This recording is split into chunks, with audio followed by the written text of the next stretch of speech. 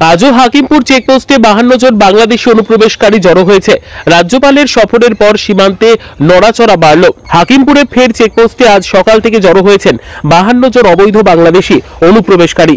গতকাল রাজ্যপাল সীমান্ত পরিদর্শনে এসে বিএসএফ কর্মকর্তাদের সঙ্গে বৈঠক করেন। বৈঠকের সময় অনুপ্রবেশকারীর নির্দিষ্ট সংখ্যা জানা না গেলেও পরদিন সকাল থেকে স্পষ্টভাবে দৃশ্যমান হয়েছে ভিড়। রাজ্য ছাড়িয়ে অন্য রাজ্যে বসবাস করা বহু অবৈধ অনুপ্রবেশকারী এখন সীমান্তে ফিরে বাংলাদেশে ফেরার অপেক্ষায় দাঁড়িয়ে আছে।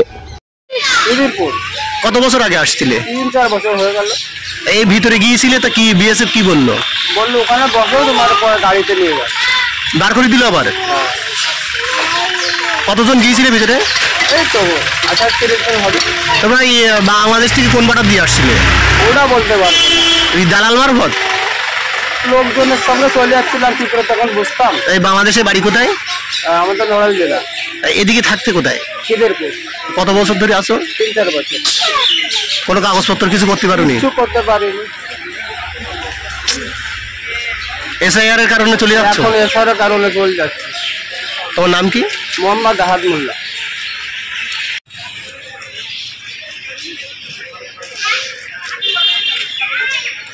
বাবা বেডিং কি বেডিং এ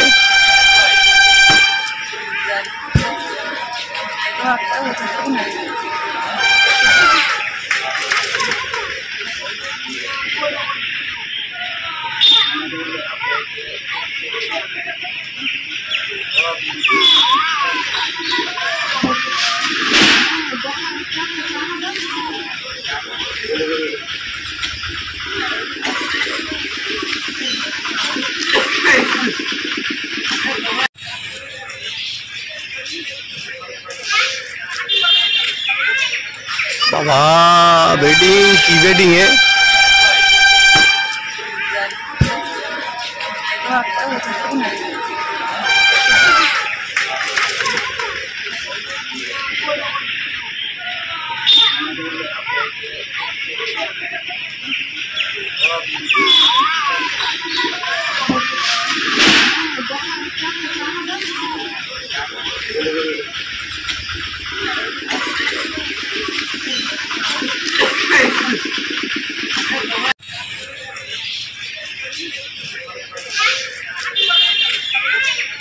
বাবা বেডিং কি বেডিং এ